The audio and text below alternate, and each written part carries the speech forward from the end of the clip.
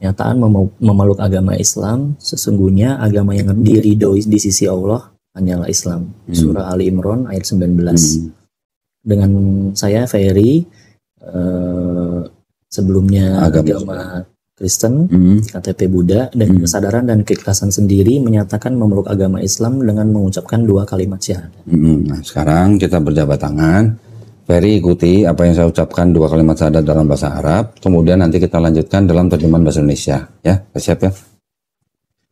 Bismillahirrahmanirrahim. Bismillah. Asyhadu alla ilaha ilaha. Kita ulang ya. Asyhadu alla ilaha illallah wa asyhadu anna Muhammadan Rasulullah. Aku bersaksi tiada Tuhan selain Allah.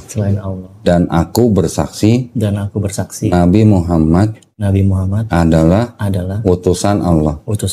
Alhamdulillah. Kamu udah muslim. Inna ad-dina 'indallahil Islam.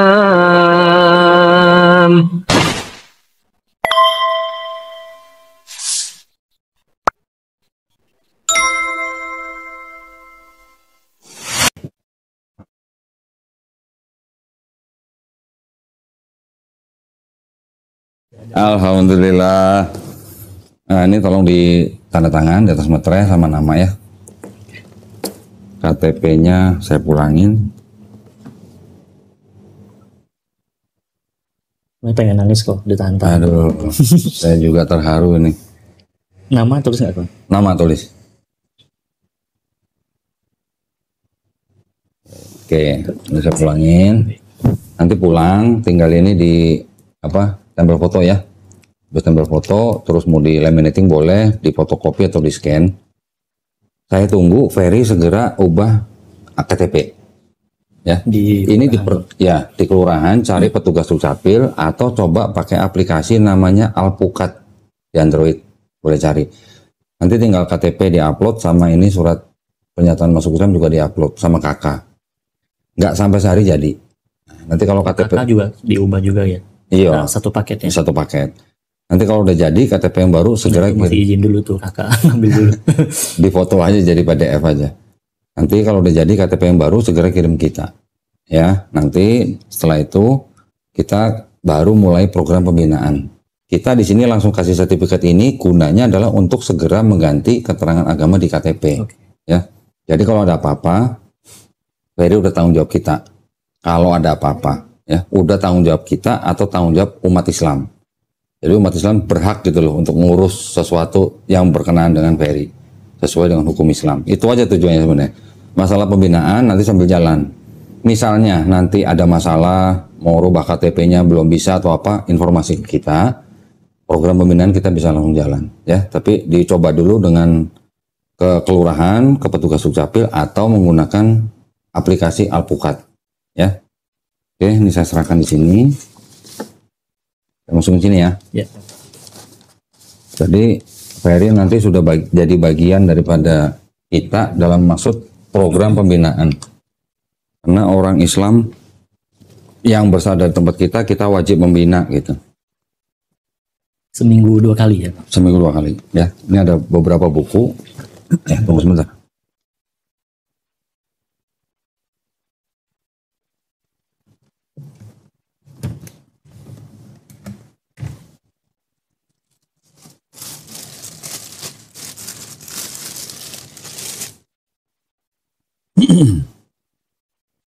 Ada beberapa buku yang wajib dibaca ya. Pertama ini, petunjuk sholat.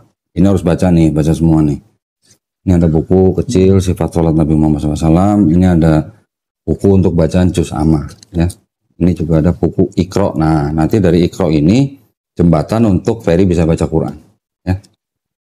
Nah, nanti guru yang kita kirim ke rumah Ferry ngajarin ini sambil ngajarin sholat dan sebagainya ya. Ini juga ada Quran, persembahan dari Quran Al-Qosbah nih.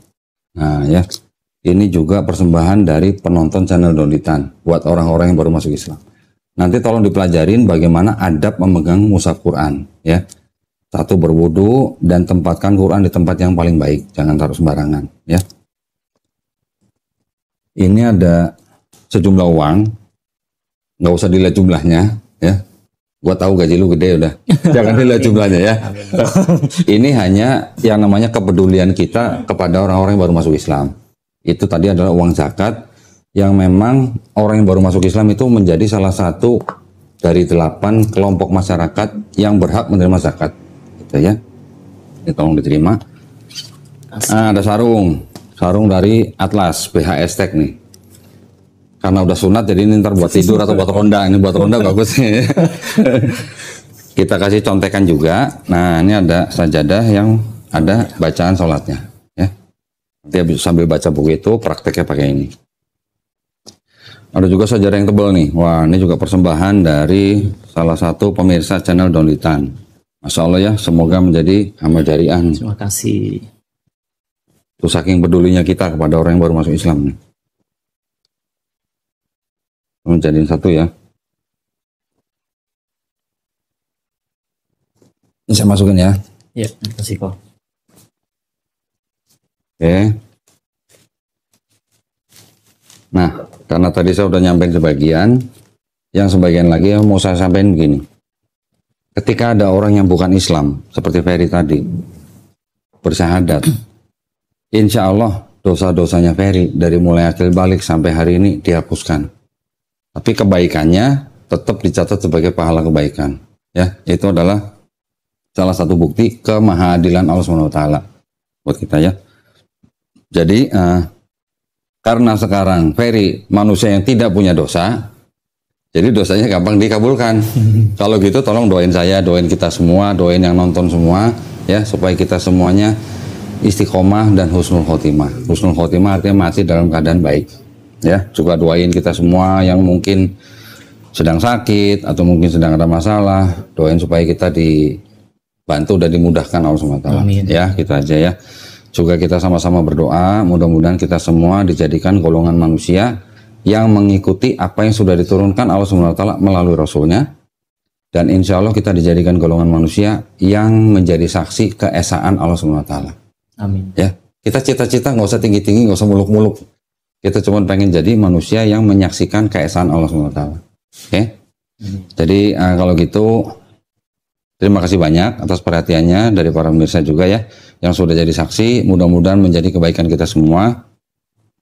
Dan buat para pemirsa yang ingin membantu perjuangan dakwah kami dalam membina para mualaf, dipersilahkan untuk mengirimkan ke Bank Muamalat dengan nomor rekening 3030 300 300 atas nama Yayasan Garda Mualaf Indonesia. Konfirmasi bisa ke nomor handphone 0813 9883 7007. Barakallahu fikum. Semoga partisipasi para pemirsa diterima di sisi Allah SWT ya. Amin ya rabbal alamin. Amin. Baik, kalau gitu kita pamit undur diri. Barakallahu fikum, semoga kita semuanya istiqomah dan husnul khotimah. Akhir kata, wabillahi taufiq wal hidayah. Wassalamualaikum warahmatullahi wabarakatuh. Alhamdulillah, ini semuanya diterima. Dari kalau ada yang nggak jelas atau ada kesulitan, nanti boleh tanya ke gurunya atau tanya ke kita. Ya, saya kalau tahu saya jawab, kalau nggak tahu saya banyak guru-guru di sini. Ya, masih ada guru-guru. Tadi beberapa yang datang itu adalah pengurus-pengurus yayasan kita. Oke, masih ada murid tanya nggak? Kirakan, silakan mau ngobrol sampai pagi juga ayo. Gitu. Kalau saya gitu. Tapi yang penting udah bersyahadat nih, udah alhamdulillah nih. Iya, alhamdulillah kok. Ya. Ada yang mau ditanya? Silakan. Sebat dulu. Banyak sih kok. Habis syahadat masih blank. Apa kira-kira yang masih ada di dalam pikiran? Yang udah dipelajarin malah ini, apa namanya? Malah nggak keinget gitu. Ya sebenarnya nanti lebih banyak teknisnya sih, lebih banyak teknisnya memang. Untuk perbandingan sih udah yakin lah selama ini. Teknis itu maksudnya teknis dalam menjalankan Ya, ibadah. Islam. Oke. Ya, aturan-aturannya kan Iya. yang aku lihat kan memang banyak ya. Memang banyak dan bagus sebenarnya kan. Bagus. Itu pun makanya kenapa kita dibilang bukan manusia sempurna, ya kita nggak akan bisa ngikutin semua gitu. Iya. Kita seininya kan gitu loh. Sebaik-baiknya kita. Yang paling utama buat kita sekarang, buat Ferry terutama, adalah belajar bagaimana menjalankan sholat. ya kan? Nanti jangan lupa pulang dari sini, pulang sampai rumah mandi. Mandinya seperti biasa, mandi, basahin semua. Tapi sebelum mandi, niatnya adalah aku berniat mandi besar untuk menghilangkan hadas besar lillahi ta'ala. Udah gitu aja. Jadi itu adalah mandi sebagai apa? Menghilangkan hadas besar, itu menghilangkan yang najis-najis. Ya. Setelah itu baru belajar sholat dan segala macam. Jadi kalau dalam Islam, laki-laki yang sudah akil balik, ketika dia yang namanya bernajis itu bisa juga, contoh misalnya mengeluarkan air mani setelah bersetubuh gitu kan, itu harus mandi besar sebelum dia sholat gitu, ya. Terus apalagi misalnya habis tersentuh apa atau apa gitu, itu juga wajib mandi besar. Yang kayak gitu-gitu basic, itu maksudnya basic. Sholat juga begitu, aturannya sebelum sholat berwudu, sebelum berwudu ada niat, baca di situ semua buku ada. Terus sholat 5 waktu yang fardu kan, fardu itu artinya wajib.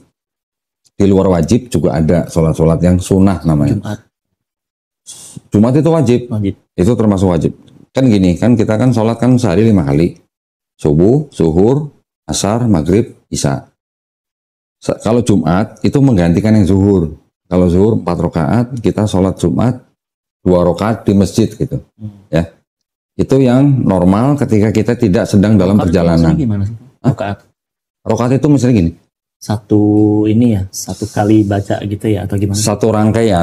Dari mulai dia membaca takbiratul ihram sampai dia membaca Al-Fatihah, kemudian dia baca surat pendek, kemudian dia ruku, kemudian dia sujud, duduk di antara 2 sujud, dia sujud lagi, sampai dia berdiri lagi, itu 1 rakaat. Subuh berarti kalau 2 rakaat berarti kita cuman bacaan itu tadi dari mulai sampai berdiri, terus diulang lagi Al-Fatihah, surat pendek, ruku, sujud, duduk di antara 2 sujud. Kan? Bacaan Al-Fatihahnya sama. Tapi di 2 rakaat pertama tuh bisa ditambahin Al-Fatihah dan surat pendek, ya. Nanti yang di 2 rakaat kedua atau 1 rakaat atau rakaat ketiga atau keempat itu nggak perlu baca surat pendek, cukup Al-Fatihah aja tapi dalam hati, bukan dalam hati, di sir, artinya baca tapi yang dengar cuma kuping kita gitu. Orang lain nggak perlu dengar, kuping kita aja yang dengar. Itu namanya disir. Jadi nanti variasinya beda gini. Kalau subuh itu bacanya di jahar itu artinya dikencangkan. Tapi yang perlu dikencangkan itu hanya imam. Kita makmum nggak perlu kencang-kencang, kita cuman baca dalam hati atau dengerin imam. Bukan dalam hati ya, sir ya maksudnya. Itu kalau kita sholat berjamaah. Kalau kita sholat sendiri, ya itu cukup sir. Tapi kalau kita jadi imam, kita yang menjaharkan atau suaranya dikencangkan. Zuhur itu sir, tidak sampai kencang suaranya. Asar juga begitu. Maghrib jahar kencang, isya juga jahar kencang. Yang saya maksud kencang itu hanya yang imam atau kalau kita jadi imam gitu. Ya. Tapi kalau kita sendiri cukup sir. Itu 5 sholat fardu. Nanti kalau ketika misalnya Ferry sedang melakukan perjalanan, kalau jaraknya, ini ada beberapa pendapat sih. Kalau yang saya ikuti itu yang jaraknya kurang lebih 90 km, itu kita dikasih kemudahan. Sholat yang tadinya 4 rakaat, bisa digabungkan dengan sholat berikutnya yang 4 rakaat, atau yang 3 rakaat. Jadi 4 rakaat dengan 4 rakaat boleh digabungkan, diperpendek. Yang 4 awal jadi 2, yang 4 kedua jadi 2. Jadi 2 rakaat, 2 rakaat. Ya. Dibolehkan. Misalnya dalam bus atau kereta. Iya, itu dimudahkan gitu lah. Kalau yang bisa dijamak, itu namanya dijamak ya, digabungkan dan diperpendek itu namanya dikosor. Yang di kodok ya atau apa sih namanya? Kodok lain lagi. Ini jamak kosor itu artinya 2 sholat yang digabungkan dan diperpendek. Jamak kosor. Yang bisa dijamak kosor itu sholat zuhur dan asar, serta sholat maghrib dan isya. Yang subuh nggak boleh. Oke. Itu namanya jamak kosor. Kalau yang kodok itu artinya gini. Misalnya lupa. Udah sholat. Misalnya udah azan misalnya. Tapi sedang mengerjakan sesuatu sampai dia lupa gitu. Ketika dia ingat, ya dia lakukan. Tapi kalau masih dalam waktunya, itu belum dikodok. Tapi kalau udah... Atau misalnya ingat, tapi ini nggak bisa ditinggalin gitu ya kayak? Nggak, sebisa mungkin ditinggalin. Tapi kalau sampai nggak bisa, kan bisa nyusul gitu, nyusul. Tapi kalau masih dalam waktu yang diperbolehkan dari jam sekian sampai jam sekian, itu belum kodok. Yang namanya kodok kalau sudah melewati waktu sholat berikutnya. Tuh. Itu ketika kita ingat kita segera melakukan. Nah itu dari jam sholatnya itu sampai itu dikasih waktu berapa lama sih kok untuk supaya masih bisa sholat? Kalau subuh itu kan dari mulai jam Beda-beda kira-kira sebelum matahari terbit sampai matahari di tengah-tengah kepala kita. Dari jam 4:30 sampai jam 12 siang. Oh gitu. Itu subuh. Masih bisa subuh. Enggak, kalau subuh itu waktu sampai zuhurnya. Tapi subuhnya itu hanya kira-kira jaraknya cuma 1 jam. 1 jam. 1 jam dari 4:30 pagi sampai kira-kira jam 5:30 atau jam 6 lah. Batas waktunya sholat subuh itu disebut dengan syuruk gitu. Ya, itu cuma 1 jam.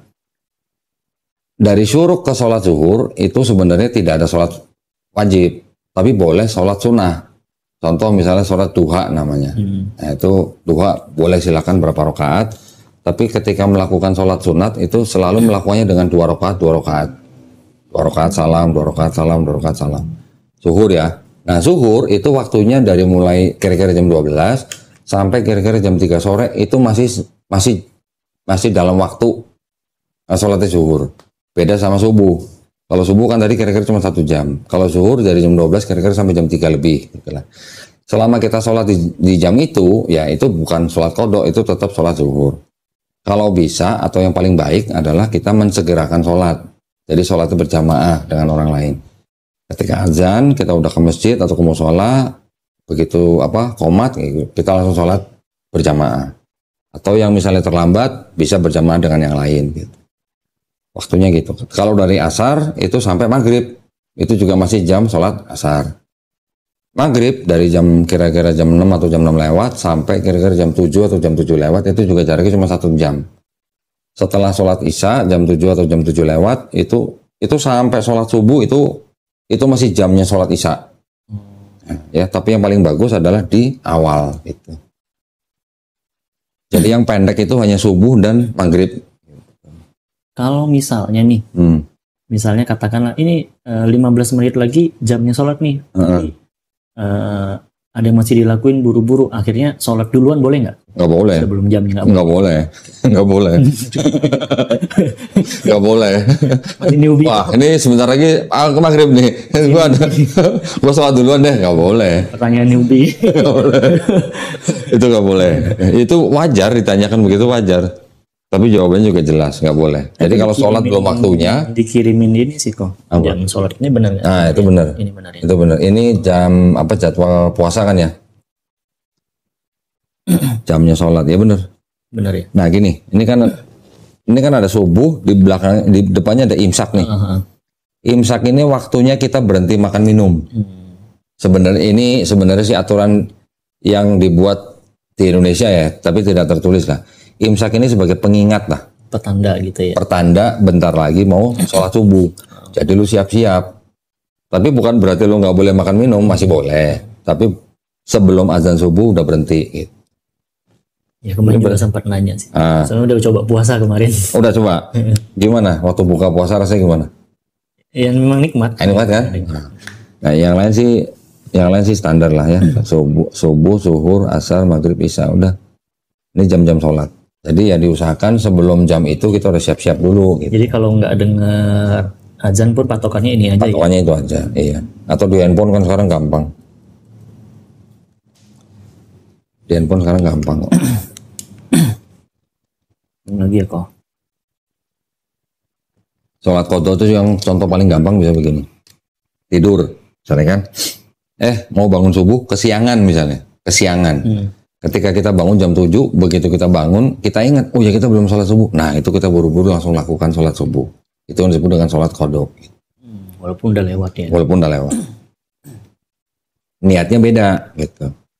Nanti belajar di buku itu, ada bacaan niat-niatnya setiap sebelum sholat. Kalau sholat fardu gimana niatnya, kalau sholat qadha gimana niatnya. Atau kalau sholat jamak, qasar, niatnya gimana. Banyak banget itu ya masih ini ya. Itu semuanya akan kita alami, Jadi itu hanya masalah kebiasaan aja, bukan masalah kayak ujian di sekolah gitu enggak.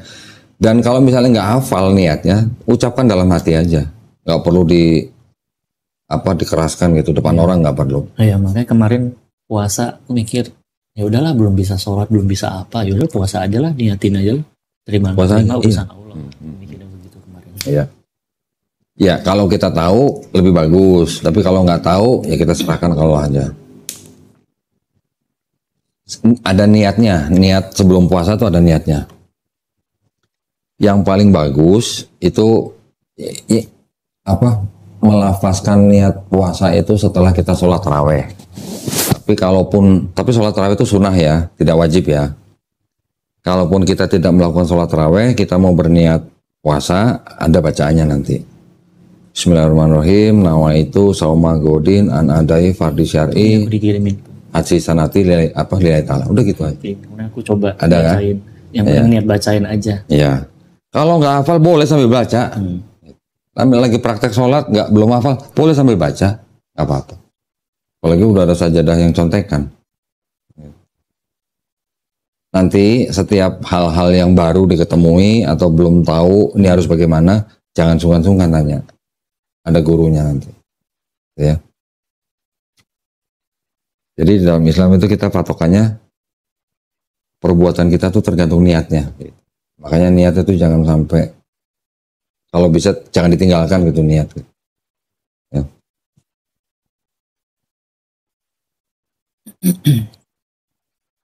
Mandi besar juga penting. Nanti ya pas pulangnya. Nanti boleh dikirim nggak kok ininya? Apa tuh? Kata-kata bacanya yang tadi tuh. boleh. Di Google aja. Google. Gampang banget kok. Ya, mandi besar ya. Niat mandi besar gitu. Dalam bahasa Indonesia aja. Tuh, niat mandi wajib sama aja. Tuh. Kalau mau bahasa Arabnya ini, nawaitul ghusla rafil hadatsil akbari fardhu lillahi ta'ala. Kalau nggak hafal bahasa Indonesia aja. Aku berniat mandi untuk menghilangkan hadas besar fardu karena Allah Ta'ala. Udah cukup. Dalam hati aja. Nggak usah teriak-teriak. Niat itu hanya dalam hati aja. Macam-macam pengalaman orang yang baru-baru ngejalanin Islam itu macam-macam. Ada yang lucu gitu. Ada orang yang sholat karena dia nggak tahu sholat fardu, dia memang nggak ada suaranya. Nah nanti ada aturannya ketika ada orang mau gabung sholat kita jadi imam. Nah itu juga harus belajar. Ada yang ditepok dia begini nggak mau gitu. Ada begitu. Makanya itulah buku di situlah, itu petunjuk sholat lengkap itu baca semua lah, ada di situ. Ada yang sholat zuhur di jahar, ada suaranya kenceng. Macam-macam pengalaman orang lah. Harus belajar juga. Di YouTube banyak. Bagaimana kalau kita jadi makmum? Makmum itu artinya kita jadi pengikut sholat yang nggak telat bagaimana, yang telat bagaimana gitu. Kan kadang kita datang, sholat udah mulai nih, gitu kan?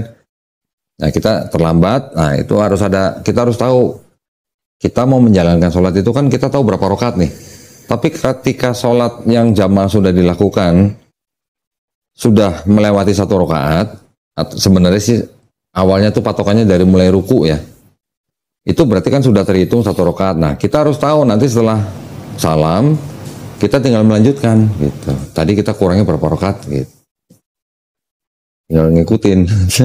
Itu juga harus dipelajarin. Jangan sampai kita udah telat 2 rakaat, ketika imam udah salam kitanya diem aja. Enggak, kita harus lanjutin rakaat yang ketinggal gitu.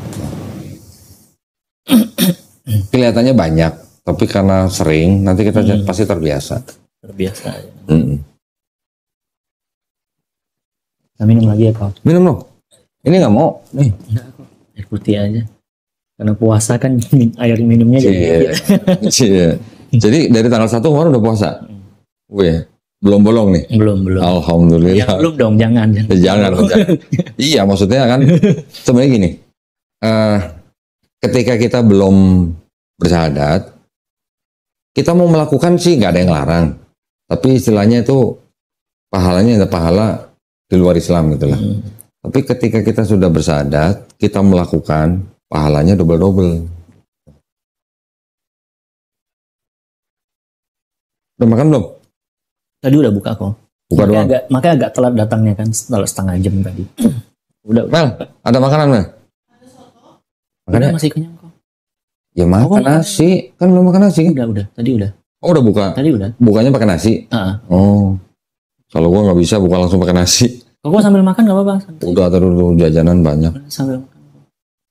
Itu Amir sama itu lagi pada di kamar? Rapat bertiga gitu. Lu nggak ikut Mel? Si Melisa anak kok atau apa? Anak ketemu gede. Oh, anak gede. Kok disebut Cici Melon sih? Melon itu Melisa Un ya? Untoro. Oh. C-nya kan Selu apa Un? Oong. Ong.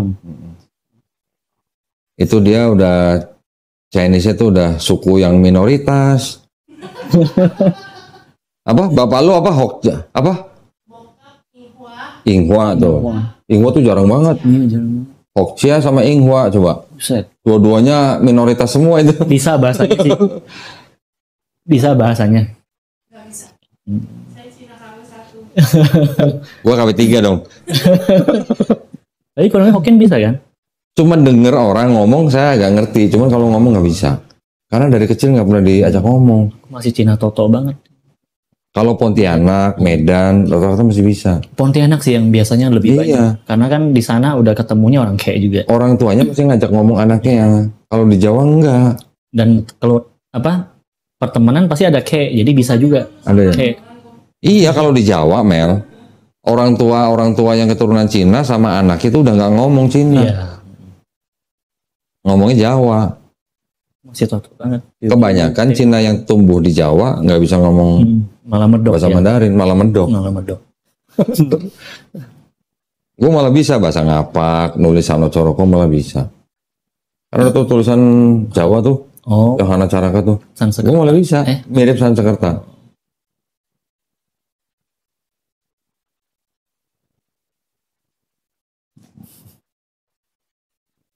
Apalagi mau ditanya jangan sungkan-sungkan.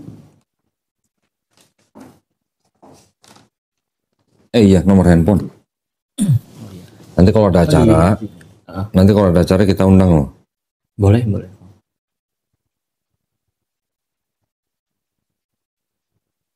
Nama Ferry doang. Gua tambahin Tan deh, Ferry Tan.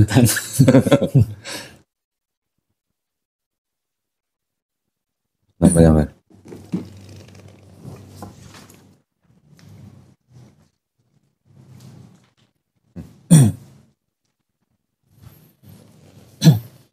Ngedit video 8 jam kayak ini banget ya.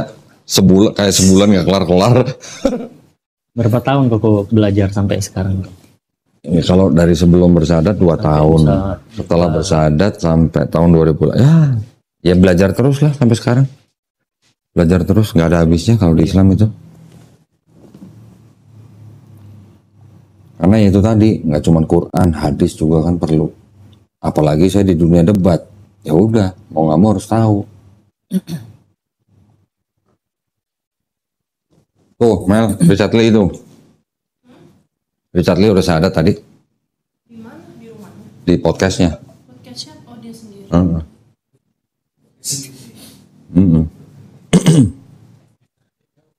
Nih, sama Felix Show. Sama Felix Show. Oh, sama Felix ya. Tinggalnya sini juga kok. Di dekat sini. Oh, Kalau ini studio aja. Depan udah langsung ada masjid ya.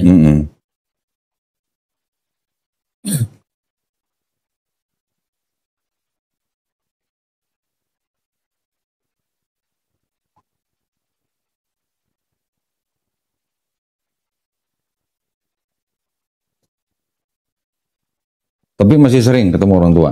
Sering. Tiap minggu. Ada lah seminggu 2 minggu sekali gitu ada. Orang tuanya di mana? Di sini di Jakarta di dekat Optik. Di Pik. Oh ya, nggak jauh lah ya. Kakak apa cici udah yang married? Ada 2 udah married. Udah punya ponakan berarti? Iya udah 4 ponakan. Nah, Ferry kapan married? Belum ada jodohnya. Ah serius? Belum. Mel, cariin Mel. Iya. Masih single Mel. Widih. Opa tuh lah, aku bisa. Biasanya cepet ya. Pokoknya kalau tambang Korea, tambang Cina mah pasti cepet dah. Orang Islam sendiri juga demen kalau merit sama orang yang mualaf. Nggak yang cowok, nggak yang cewek. Kemarin ada yang minta tolong cariin, tapi janda anak 2. Wah, berarti boleh dong buka pendaftaran dong, Mas. Yang berminat gitu. Biro jodoh juga ya. Loh, di Islam, lu bisa ngejodohin orang sampai mereka menikah. Pahala juga. Pahalanya surga loh. Wih, sampai begitu. Luar biasa. Bener, makanya orang Islam demen jodohin orang. Sebenarnya sih nyari pahalanya, bukan orang itu. Ya makanya sebenarnya banyak banget kan pintu-pintu pahala Banyak. yang dikasih Allah. 8 pintu surga. Banyak. Maksudnya cara dapatin pahala sebenarnya banyak banget. Banyak banget. Sebenarnya pas aku cari tahu, ternyata banyak ya hal-hal kecil pun ternyata. Apa hal yang paling kecil tau gak? Dapat pahala. Paling kecil aja hal itu apa? Apa tuh Bang? Senyum. Oh, iya. Cuma senyum kepada orang kafir aja itu udah kita udah dapat pahala. Cuma kan memang pahalanya besar kecilnya kan beda-beda ya. Jadi kalau boleh dikata orang Islam yang paham dengan agamanya, dia adalah seorang pemulung pahala. Pemulung, karena besar kecil dia pulung itu pahala itu dengan cara apapun. Gitu. Aku sempat mikir begonya gini kok dulu ya, sempat mikir bego. Berarti ini jelas nih. Ya udah, gua berdagangnya sama Allah ibarat dulu ya, dulu mikir bego ya. Memang itu. Tapi setelah aku pelajari lagi, ada penjelasan untuk aku lupa. Ya, lu jangan hitung-hitungan sama Allah. Memang begitu. Jangan hitung-hitungan. Tapi memang Allah dikasih, Allah mau hitung-hitungan silakan. Tapi ada penjelasan, lu jangan hitung-hitungan. Kenapa? Lu nggak akan bisa. Nggak bisa yang ngitung. Kita harus bisa, cuma minta kemurahan hati. Nih, yang kita bisa hitung hanya amalan kita. Tapi kita nggak bisa menghitung pahala dari Allah. Itu yang kita nggak bisa ngitung. Iya. Yang bisa kita hitung, yang kita ingat adalah amalan kita. Oh, tadi gua sholat bener. Misalnya. Tadi gua sholat nggak telat misalnya. Oh, hari ini gua sholat nggak ada yang kodok misalnya Kan gitu. kalau pikiran begonya kan ya dosa-dosa kita lu gimana hitungnya juga kan. Di dalam Islam ada sesuatu yang sangat-sangat menguatkan gini. Cuman antara 2 sholat. Ini cuman antara 2 sholat loh. Misalnya dari zuhur ke asar. Setelah sholat zuhur, lu baca ini, baca ini, baca ini. Termasuk lu baca ayat kursi. Ini dari sholat zuhur ke sholat asarnya, lu udah diharamkan neraka. Bayangin. Cuman baca ayat kursi setelah sholat. Kenapa tuh Bang? Lu udah diharamkan neraka. Kenapa tuh? Ya udah deh, artinya lu udah, istilahnya lu udah, orang yang udah sholat dengan bacaan ayat kursi, lu udah nggak boleh masuk neraka gitu. Sampai begitu coba. Makanya gue setiap kali sholat, bacaan gue selalu pada ayat kursinya. Simple kan? Nggak perlu harus ada orang mati di atas kayu salib gitu maksudnya. Jadi urusan di Islam itu semua urusan adalah antara kita sebagai pribadi dengan Allah. Udah cukup. Allah nggak perlu istilahnya yang harus ada pengantara, nanti harus ada yang nebus dosa, nggak ada konsep gitu.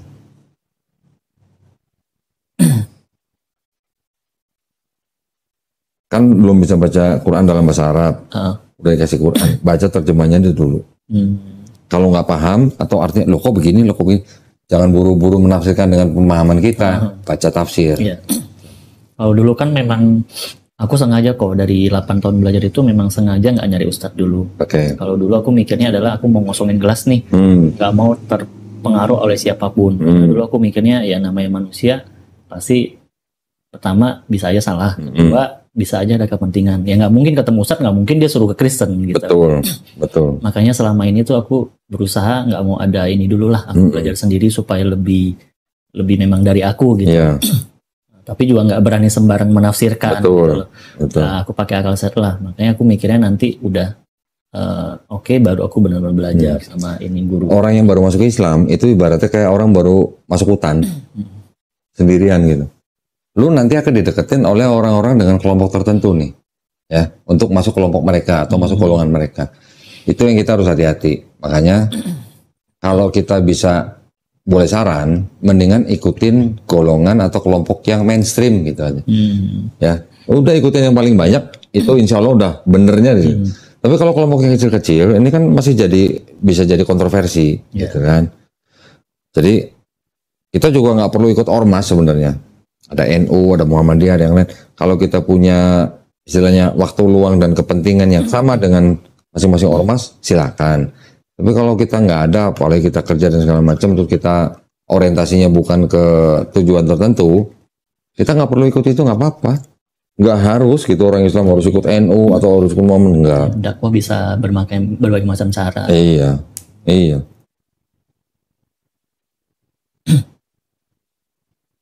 Ya, aku lihat ini nih. Ini kan kita baru geser-geser nih. Semalam sampai jam 2 nih kita geser-geser. Itu tadi komputer di sini, kita pindah ke sono, sofa di sono pindah ke sini.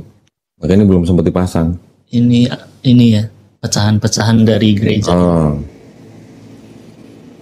Gua ngejelasin ini aja. Bisa ada orang Kristen masuk Islam.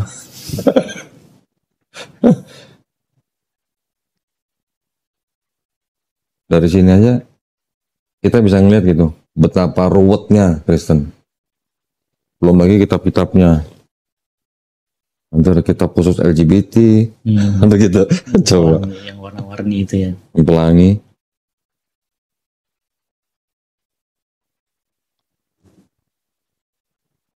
Ih, lu Mel, ada tamu bukan kasih makan apa gitu ya? Kok makan aja kok? Enggak nih, gua udah makan tadi nih. Masih kenyang. Cobain nih. Aku masih kenyang. Thank you. Apa? Nah, kalau ini pasti nanti jadi komenan orang. Itu isinya kue perengginang gitu katanya. Kue. Ya, Kopi lagi? Kopi? udah. Kopi lagi?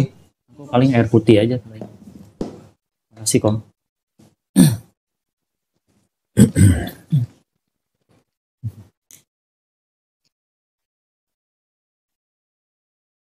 Ada bapak-bapak kemarin datang sini. Udah bersahadat, istrinya kan belum mau. Memang mereka udah rencana mau cerai sebenarnya. Tapi ketika istrinya dengar suaminya masuk Islam, si istrinya langsung berusaha bawa suami itu ketemu pendeta. Jadi suaminya lapor ke saya. Kok saya mau ditemuin sama pendeta ini? Pak, kalau bisa pendetanya bawa sini sebenarnya. Kalau bisa janjian ketemu di sini gitu. Ini lagi rencanain dia mau datang sini. Udah berapa kali pendeta datang sini? Itu salah satu yang saya edit 8 jam itu juga boleh dikatakan levelnya udah kayak level pendeta itu.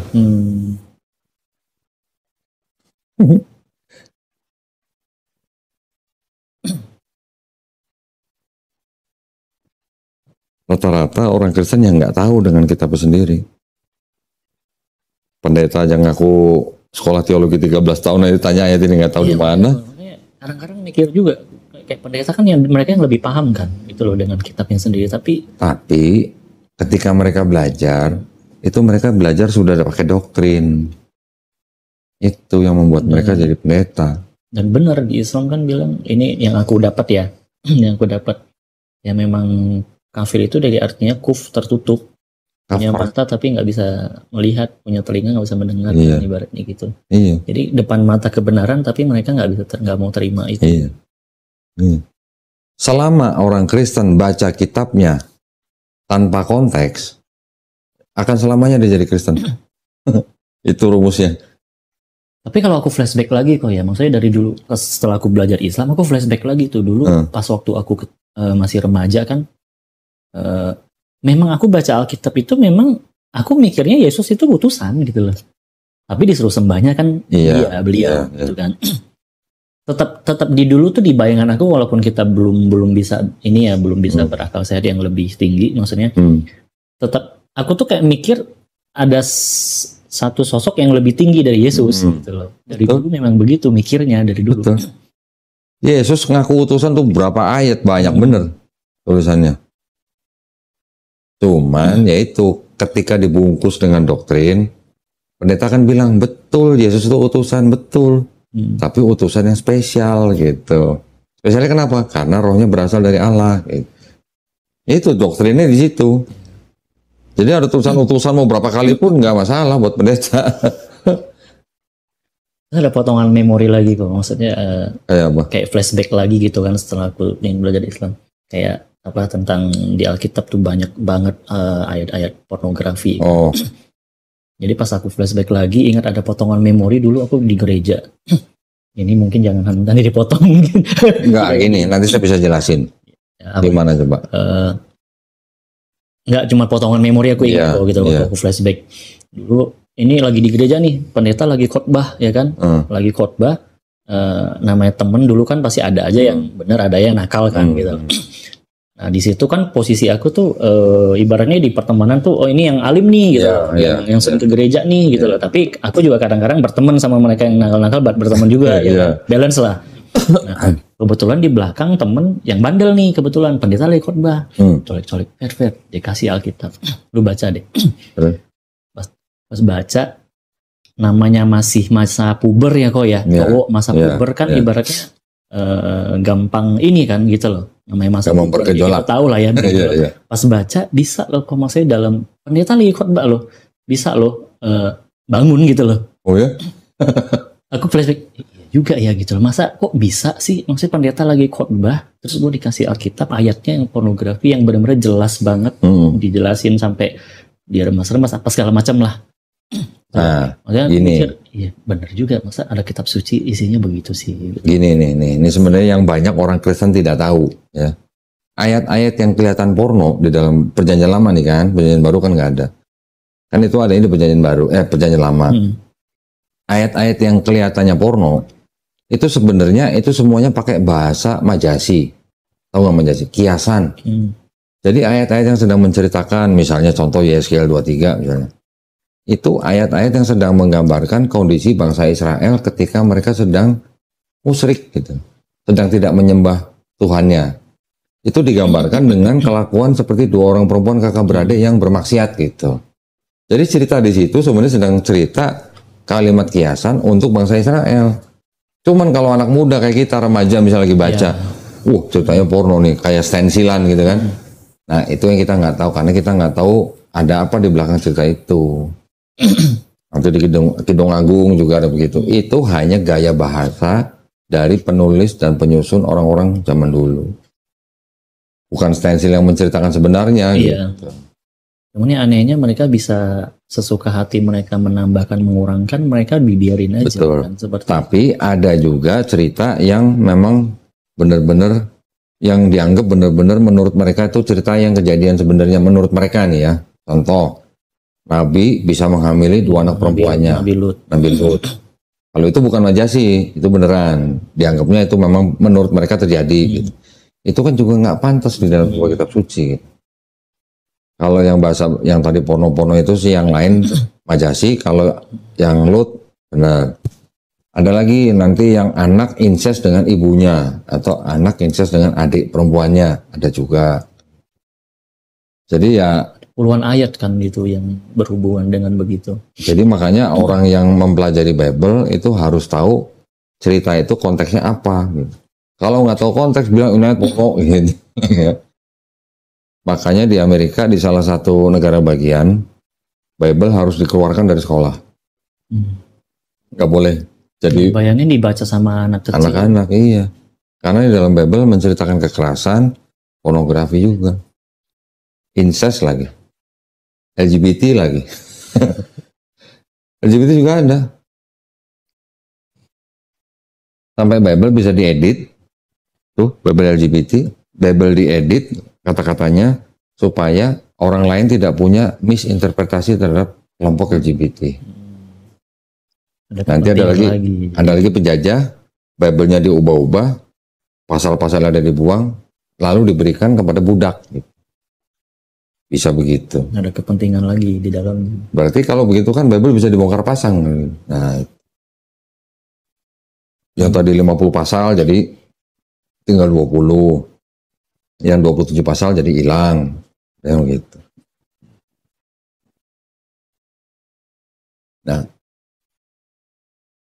dari sekian banyak itulah makanya kan nggak bisa kita anggap itu sebagai kitab suci, gitu.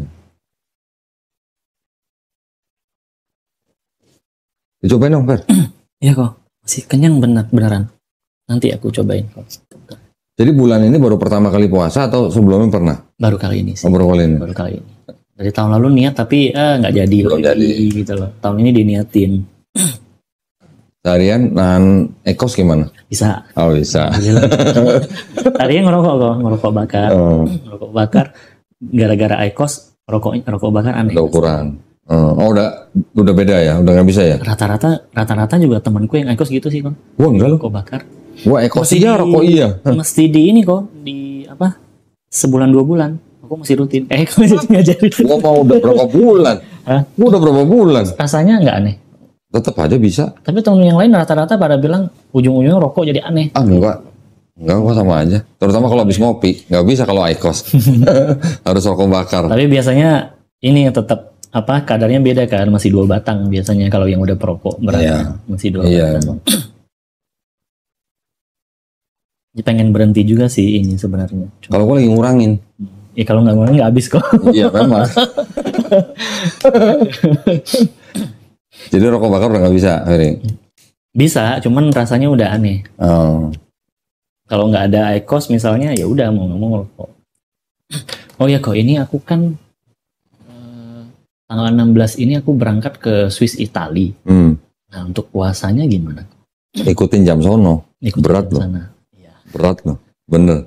20 atau 22 jam gitu puasanya. Tergantung di sononya tuh mataharinya gimana. Tapi ada juga yang mengatakan boleh mengikuti jam puasanya di Arab Saudi. Ya. Tapi gimana ya ngaturnya? Yang paling aman sih ngikutin jam sono lah. Berarti Dan itu berat. Google jam di sana gitu ya? Iya. Cari masjid. Cari masjid terdekat. Itu ya bukannya alasan ya, tapi repotnya karena aku ikut tour juga dari kantor kan. Oh, tour ya? Ratusan orang. Jadi pasti agak kebenturnya. Kalau sampai misalnya apa ya namanya ya, kesulitan atau misalnya sampai nggak bisa melakukan puasanya pada saat tour, ya udah kan lagi safar kan. Safar itu artinya lagi bepergian, lagi dalam perjalanan. Sebenarnya boleh nggak puasa, tinggal diganti nanti ketika pulang ke sini di luar Ramadan. Habis gitu. Lebaran. Habis Lebaran. Di dalam Islam, kalaupun ada rintangan atau apa, itu semua ada solusinya. Gitu. Tenang aja. Karena aku satu kamar tuh nanti sama satu orang dokter, dia juga kebetulan Muslim. Nah, aku udah nanya tuh sebelumnya, dia memang rencananya nanti mau diganti katanya. Udah nggak apa-apa. Berat fair katanya, Gak tapi nanti aku coba lah. Teman-teman gue yang di Eropa, ketika dengar Ramadan di Indonesia dari subuh sampai jam 6 sore, pada ngiri. Bener. Waduh, enak banget ya. Mendingan kalau puasa apa gue ke Indonesia aja ya gitu. Gue puasa di Indonesia gitu. Karena memang berat di sana. Sampai ada yang 18 jam, 20 jam. Baru buka, udah langsung terawih. Begitu terawih udah langsung sahur. Begitu sahur langsung puasa lagi. Memang berat. Di Inggris juga berat. Ya Allah, newbie ya Allah. Newbie. Gak apa-apa lah. Gak apa-apa. Gini. Jangan terbebani dengan ketika baru masuk Islam terus harus istilahnya ya memang sudah terbebani, tapi gini, orang yang baru masuk Islam itu seperti orang yang dapat grace period lah. Ya, grace period itu artinya apa? Ya artinya amalannya belum diperhitungkan gitu. Tenang aja. Dan ada solusinya gitu. Misalnya nggak bisa melakukan pada saat sesuatu waktu, ya tinggal diganti di waktu yang berikutnya. Gitu aja. Apalagi perjalanan. Dalam perjalanan, apalagi Swiss udah jauh begitu. Itu hukum perjalanannya udah masih jalan. Ininya juga kan, jadwalnya kan udah mesti suruh jalan ya jalan. Jalan. Bus. Ya udah sholatnya di jamak kosor gitu. Ya, mungkin nanti aku boleh tanya-tanya juga sama itu ya, boleh. Dokter itu. WA gue juga boleh. Yang bisa gue jawab pasti gue jawab. Asal jangan, mentang-mentang perjalanan, makanan dari babi, jangan. Kalau masih ada makanan lain ya. Itu udah coba sih kok, nggak makan babi. Susah sih juga emang. Kadang-kadang. Tapi gue begitu masuk Islam, hilang loh sama sekali loh. Rasa ingin makan babinya hilang. Nggak tahu kenapa. Masih ada rasa pengen. Aku udah coba kemarin kok. Memang udah nolak. Walaupun ini enak. Babi hong tuh. Paling empuk babi ya. Hong. Waduh, babi hong. Itu paling susah ditolak. Ngebayanginnya ya, aduh. Kalau cuma kayak cas gitu ada babinya itu bisa lah, ya bisa ditolak ya. Dari babi hong, aduh. Iya. Tapi selama ini sih udah berhasil bisa ditolak sih. Gue waktu itu begitu masuk Islam udah nggak ada rasa pengen. Ya kalaupun ngomongin cuma ngomongin bercanda doang lah. Terus kalau alkohol, jujur aku udah 2 bulan ini nggak sentuh sama sekali. Oke, alhamdulillah. Padahal Sebelumnya minum. circle-nya temennya banyak yang minum. Temennya banyak, temen yang muslim apa bukan nih? Campur-campur. Oh, campur. Campur-campur. Karena kaget juga, tiba-tiba nggak minum. Coba, aku bilang. Iya. Coba aja. Jangan salah loh. Khamr atau minuman keras di dalam Quran, larangan untuk minum minuman keras di dalam Quran itu nggak sekaligus loh. Dia bertahap. Bahkan beberapa tahun baru benar-benar dilarang Khamr itu. Gue juga kalau punya istilahnya orang yang baru masuk Islam gini kan gue juga harus lihat latar belakangnya, pekerjaannya bagaimana. Nggak semua orang begitu masuk Islam langsung gue kasih aturan Islam yang begini gitu. Contoh misalnya, kalau misalnya ada orang rentenir, nafkahnya ya dari riba, terus tiba-tiba dia beriman, apakah gue langsung bilang, besok lo nggak boleh minjemin duit lagi ya? Ya nggak begitulah, pelan-pelan kita bilangin, ajarin. Nah ini langsung itu aku jadi ingat, nah kerjaan lu kan di insuransi. Oh, itu kan juga ada berhubungan sama riba. Ya, kalau asuransi itu istilahnya masih ada perbedaan pendapat, ya. Tinggal bagaimana Ferry membawa diri dalam pekerjaan itu. Kalau sambil pelan-pelan lah, pelan-pelan cari yang mungkin tidak ada perdebatan lah gitu. Cari pekerjaan yang istilahnya yang nggak diperdebatkan gitu lah. Ada juga gue pernah ibu-ibu ngubungin gue lewat WhatsApp, berdiskusi selama 2 jam, akhirnya dia mau masuk Islam. Udah kita janjian, dia di Semarang nih, di luar kota nih. Waktu itu gue mau ke Jogja, mau debat ke Jogja. Gue bilang sama ibunya, Bu, yaudah kalau gitu tanggal sekian saya ke Jogja, saya akan keluar di tol Semarang, kita ketemuan di masjid dekat rumah ibu gitu. Oke, janjian. Begitu ketemu, gue bawa ustazah, kita syahadatkan. Begitu syahadat ngobrol kan, ternyata dia kerjanya di pabrik bir. Gimana? Apa gue langsung bilang, Bu besok harus keluar gitu dari pabrik? Enggak, pelan-pelan. Bu pelan-pelan ya, cari kerjaan yang lebih istilahnya di dalam Islam tuh nggak ada perdebatan gitu lah. Udah pelan-pelan dia cari, akhirnya keluar. Kalau misalnya dalam insurance yang ada syariahnya itu gimana tuh? Apanya? Kan insurance kan ada yang syariahnya. Gitu. Nah itu gimana tuh? Nah di Manulife ada nggak yang syariah? Ada. Kalau bisa minta ke bagian yang syariah. Itu langkah yang paling preventif lah. Walaupun yang bank atau asuransi syariah juga masih ada perdebatan, tapi paling tidak nggak seperti yang konvensional. Kalau bisa masuk ke yang syariah, departemen yang syariah lebih bagus. Yang paling membedakan itu antara konvensional sama syariah itu ada poin bunuh diri. Yang paling membedakan yang aku lihat ya salah satunya. Karena di konvensional bunuh diri pun masih bisa diganti. Sedangkan yang syariah nggak boleh. Sama ada namanya dana tabaru atau segala macam lah. Dana yang dikumpulkan untuk dibagi rata. Itu bedanya cuma itu doang sih sebenarnya. Makanya dipelajarin bener-bener tuh istilah-istilahnya yang di syariah. Walaupun masih ada yang mendebat bahwa bank syariah tuh belum sepenuhnya syariah, tapi paling tidak kan sudah menjauhkan diri dari yang konvensional gitu.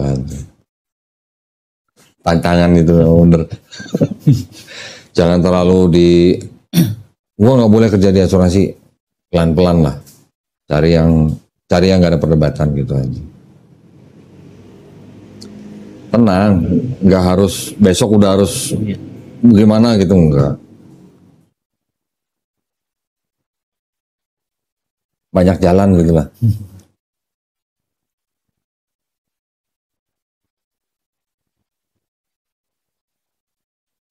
Bahkan yang bank konvensional sendiri masih ada ulama yang mengatakan bahwa kalau nggak ada bank konvensional, ya ini kita bicara nggak ada bank syariah nih.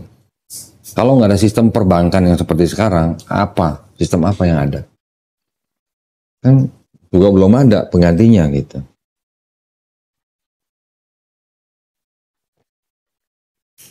Jadi masih ada yang membolehkan. Cuman kalau untuk bunganya, semua ulama sepakat bahwa itu riba. Cuman bagaimana memperlakukannya, masih ada beda pendapat. Ada yang mengatakan bahwa, oke, lu terima riba dari bank, karena lu simpan uang di bank. Ribanya lu nggak boleh ambil, ribanya lu sedekahkan ke panti sosial misalnya. Yang disebut riba itu, aku lupa deh. Disebut riba itu, kalau melebihi berapa persen sih aku lupa. Nggak ada persentasenya berapa. Atau apa gitu patokannya aku lupa. Setahu gua nggak ada berapa persennya. Pokoknya kalau transaksi uang dan ada kelebihannya dari uang itu, ya itu udah dianggap riba. Bunga ya. Bunga, iya. Bunga, khusus bunga atas transaksi uang gitu. Kalau yang paling simpel kan, gua minjemin duit 100, lo harus balikin ke gua 150, 50-nya itu riba.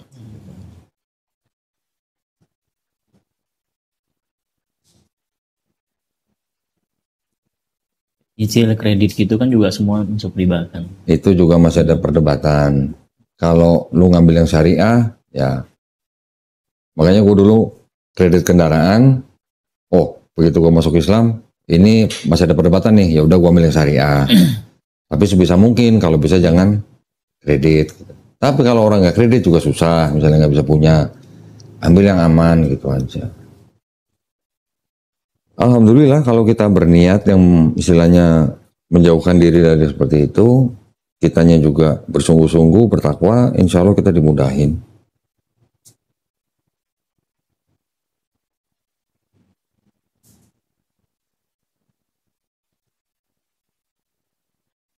Kalau mau dibilang jalan hidup, ya Islam lah udah. Karena nggak ada agama yang punya aturan selengkap Islam gitu.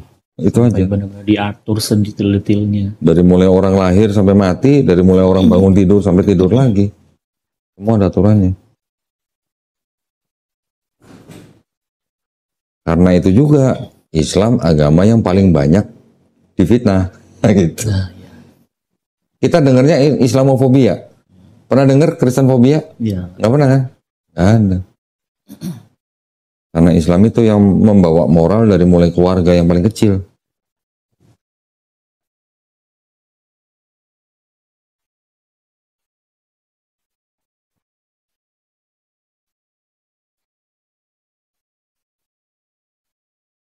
Di Kristen aja kan kayak diajarannya kayak milih-milih. Milih-milih gitu. Di kitabnya kan ada kan babi, soal minuman, hijab, macam. Di perjanjian lama kebanyakan. Sunat Di juga. perjanjian baru sebagian. Sunat di perjanjian lama wajib. Di perjanjian baru sebagian kalau ngikut Yesus wajib. Iya. Ketika Paulus udah nggak wajib. Tapi sebenarnya kalau kita baca nih, Paulus itu ngomong yang berbeda dengan ajaran yang Yesus. Karena memang Paulus memperuntukkan ajarannya itu bukan untuk orang Yahudi gitu. Untuk orang di luar Yahudi. Kalau untuk orang Yahudi, Paulus tetap bilang, lu tetap harus hidup di bawah hukum Taurat. Untuk orang non Yahudi tidak perlu hidup di bawah hukum Taurat, hukum Yesus gitu. Jadi sebenarnya orang Kristen sekarang itu ya pengikut Paulus, bukan pengikut Yesus.